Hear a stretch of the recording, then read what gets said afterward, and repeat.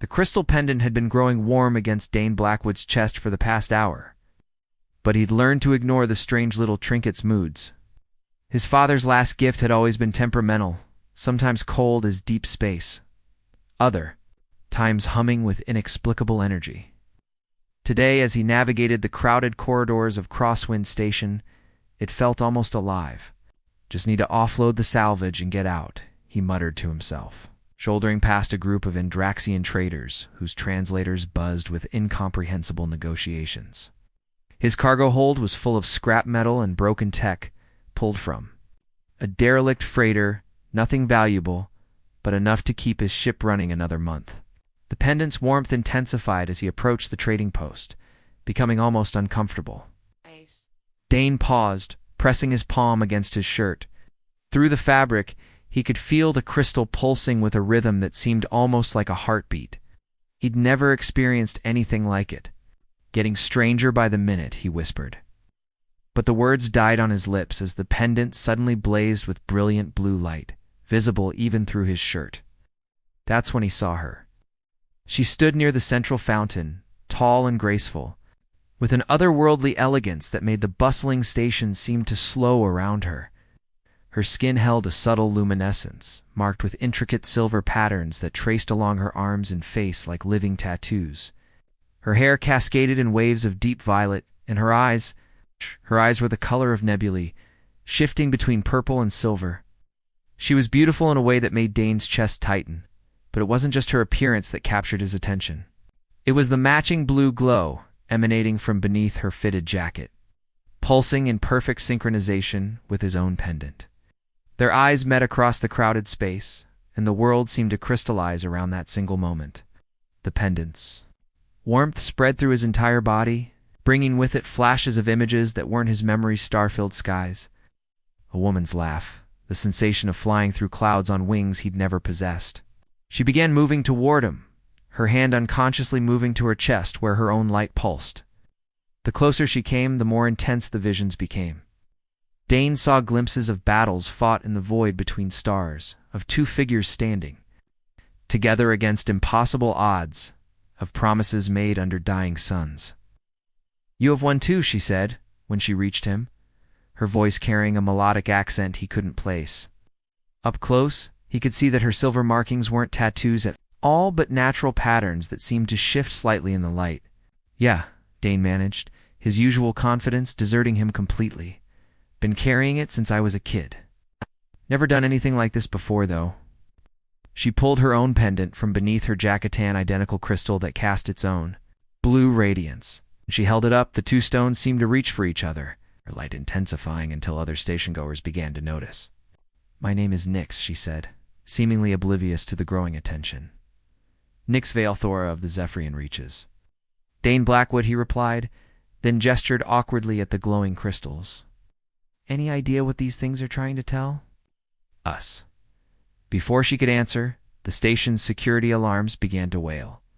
Dane looked around to see armored guards pushing through the crowd, their scanners locked onto the energy signatures their pendants were broadcasting.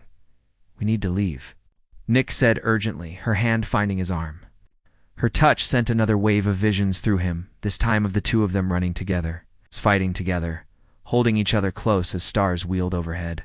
"My ship's in Dock 7, Dane said, surprised by how naturally he trusted this stranger. The pendant had grown so warm it was almost burning, but somehow he knew it was trying to guide them somewhere. They ran together through the station's winding corridors, the pendant's light seeming to illuminate their path. Behind them, he could hear the heavy footsteps of pursuit, voices shouting orders in station security code. Whatever these crystals, where someone very powerful wanted them badly. As they reached the docking bay, Nyx grabbed his hand. The moment their skin touched, the world exploded into shared sensation. He felt her heartbeat as if it were his own, her fear and exhilaration, mixing with his until he couldn't tell where he ended and she began. "What's happening to us?" he gasped. "I don't know," she replied, but her grip on his hand tightened. "But I feel like I've been searching for you my entire life." The pendant pulsed once more, and Dane knew with absolute certainty that this strange, beautiful woman was about to change everything he thought he knew about the universe and about himself. Security forces poured into the docking bay as they reached his ship. Whatever answers the pendants held, they'd have to find them together. Somewhere far from Crosswind Station and the mysterious forces that seemed determined to keep them apart. The real journey was just beginning. The Star Drifter groaned through hyperspace, like an old man complaining about his joints. But Captain Rook Stellaris kept her flying through sheer stubbornness and creative profanity. Dane sat in the co-pilot's chair, watching the swirling colors of hyperspace while trying not to think about how close they'd come to capture on Crosswind Station. "So let me get this straight," Rook growled, his weathered face scrunched in disbelief. "You two met 4 hours ago.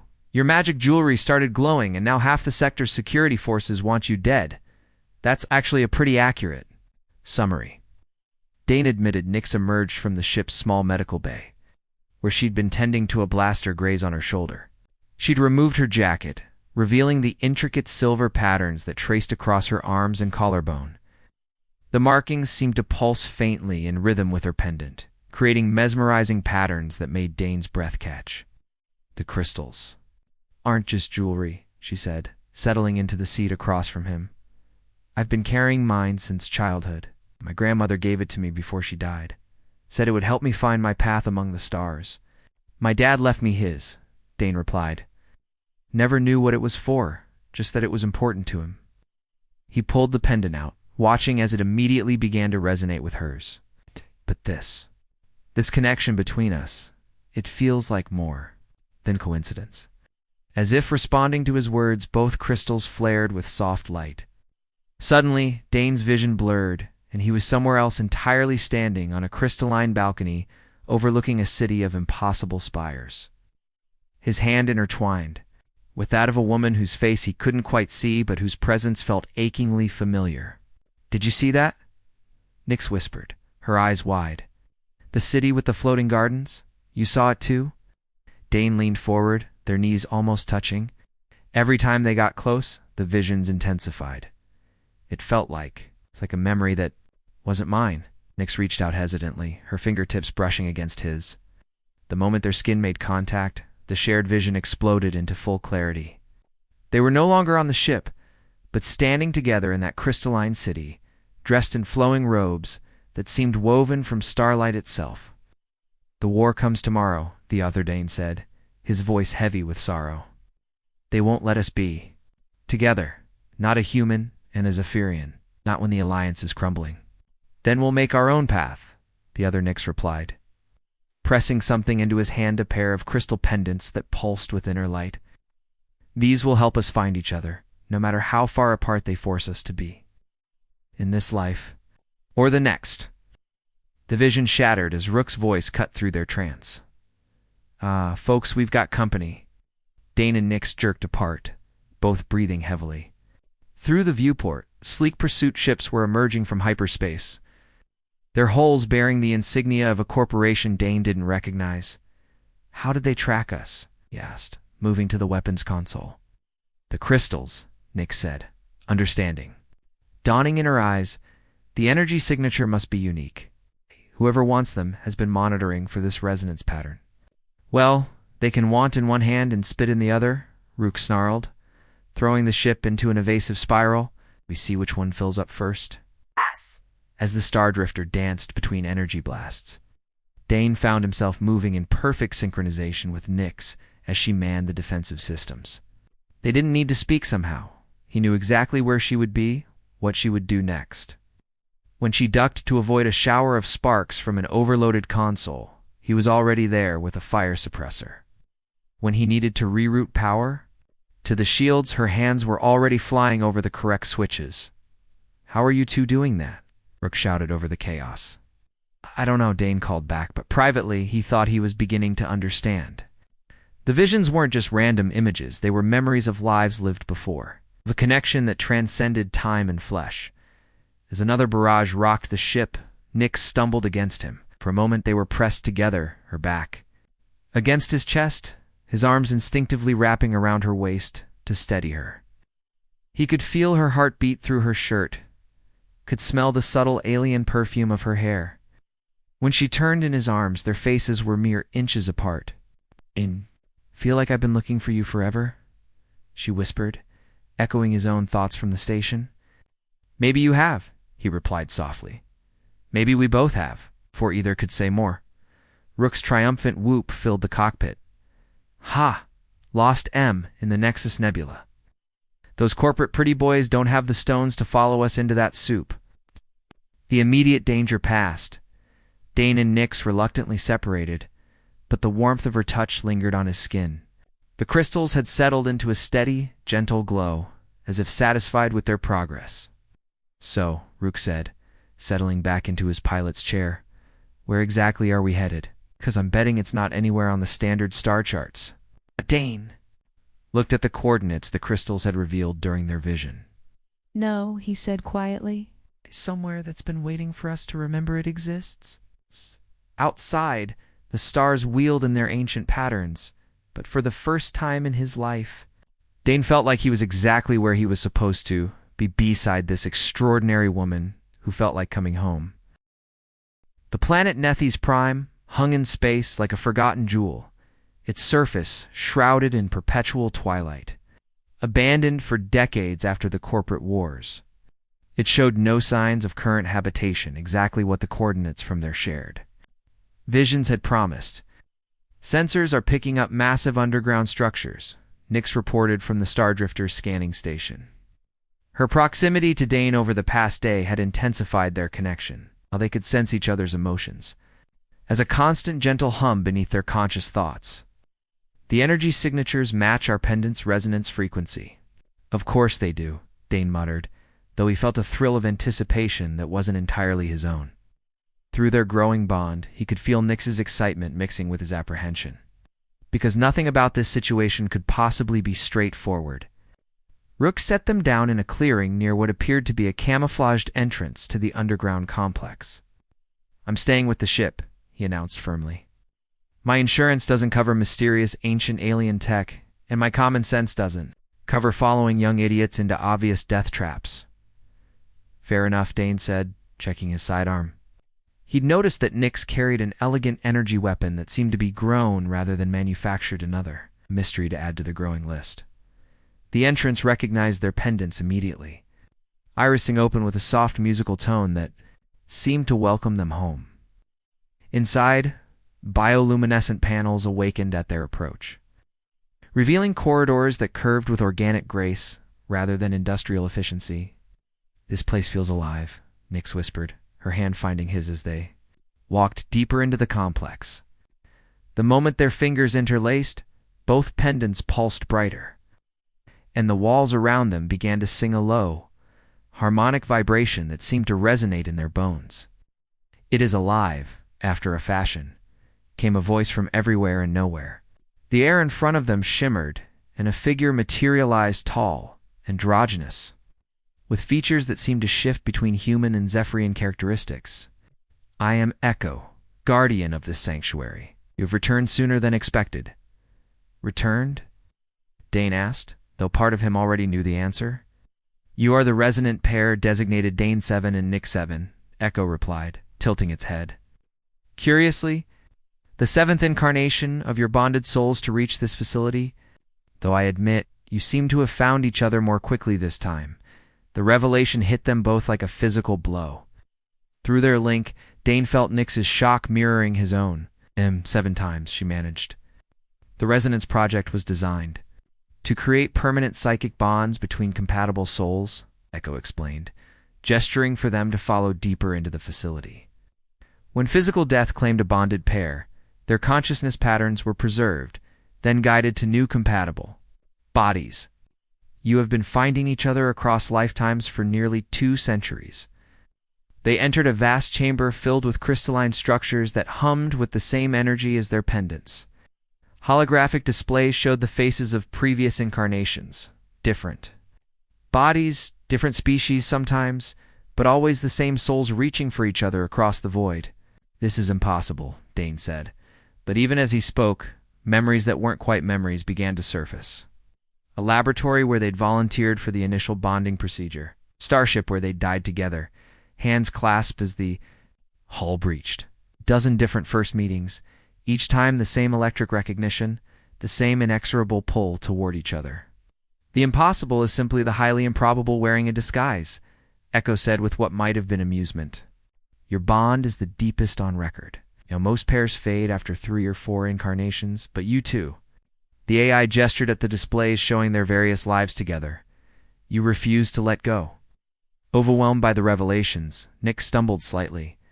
Dane was there instantly, his arms around her, and suddenly they were kissing not their first kiss, but the echo of thousands of first kisses across countless lifetimes.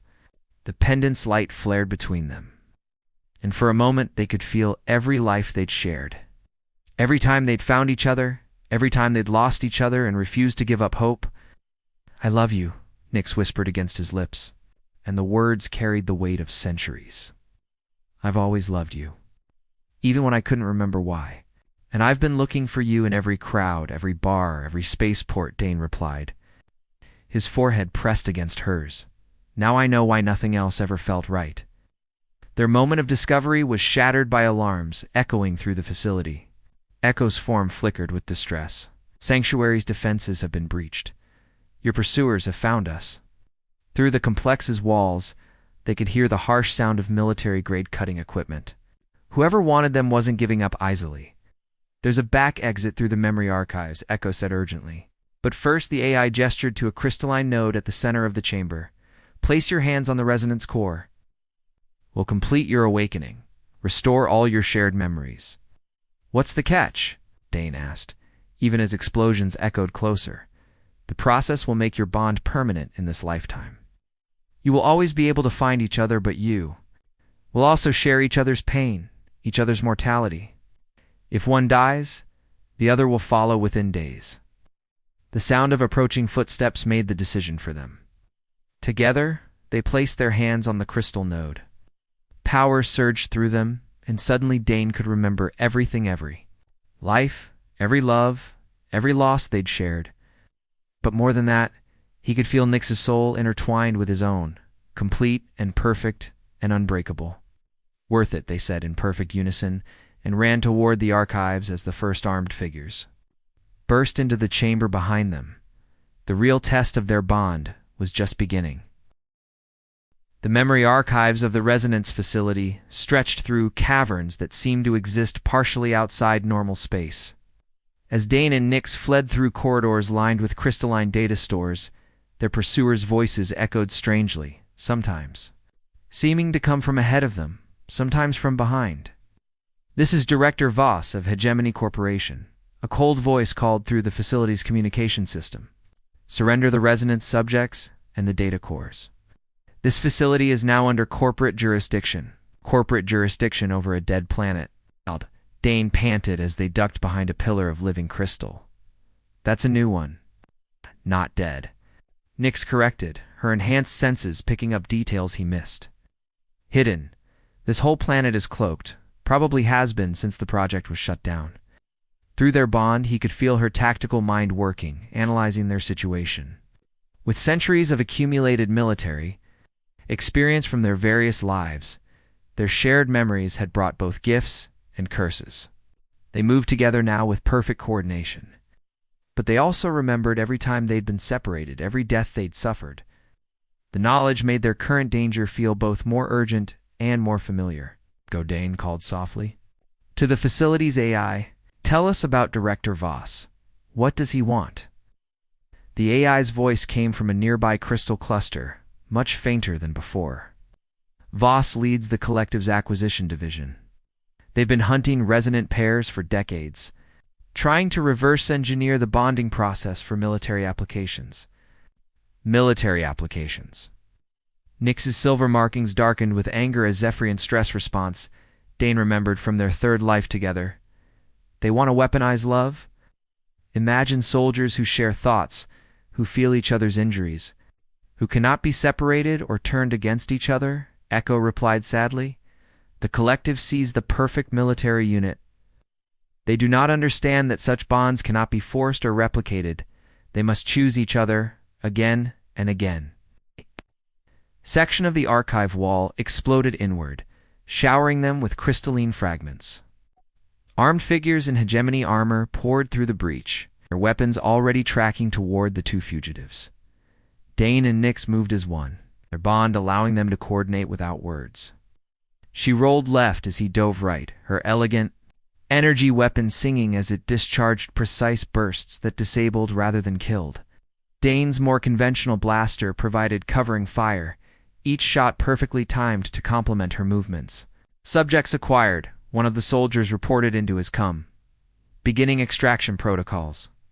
Like hell, Dane growled, but even as he spoke, he could feel the tactical situation deteriorating. More soldiers were flooding in, and their ammunition wouldn't last forever. That's when the walls began to sing. The crystalline structures throughout the archives responded to the intensified resonance between the bonded pair, their harmonic frequencies building into something that made the attacking soldiers stumble and clutch their heads. The facility itself was protecting them, recognizing their connection as the key to its original purpose.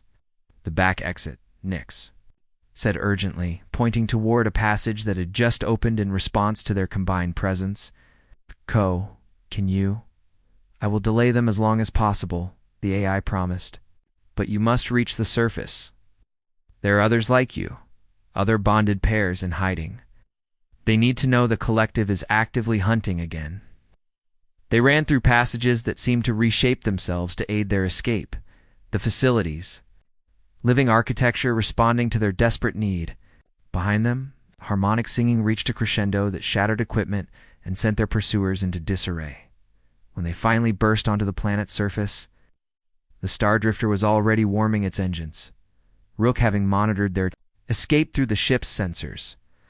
But they weren't the only ones in the Skya. Hegemony battlecruiser hung in orbit like a predatory bird. Smaller pursuit ships, already launching toward the surface. Move, move, move, Rook shouted as they dove aboard. The ship lifted off with barely controlled violence, racing for the upper atmosphere as energy blasts lit up the air around them, in the co-pilot seat. Dane found himself reaching for controls.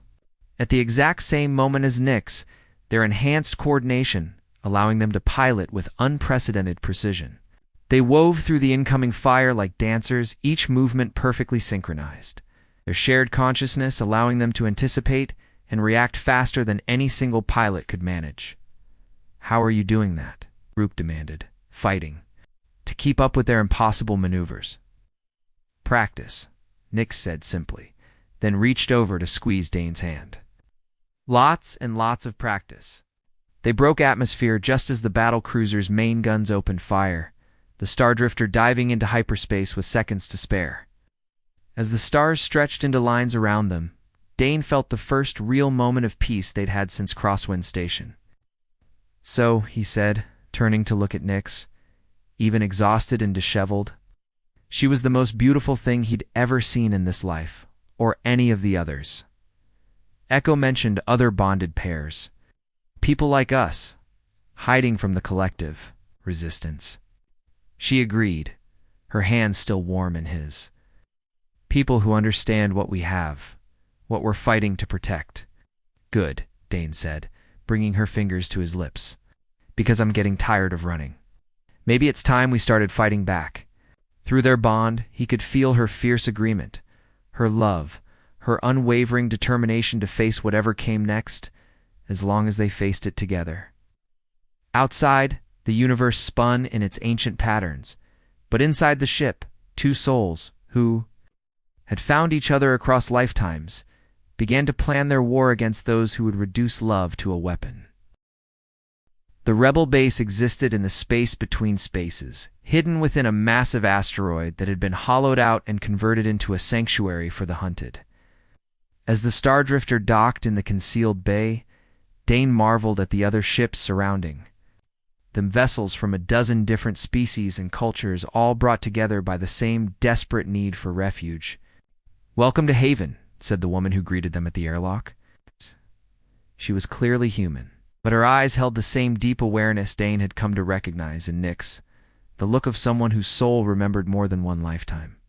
Beside her stood a being that seemed to be made of living shadow, its form shifting and flowing.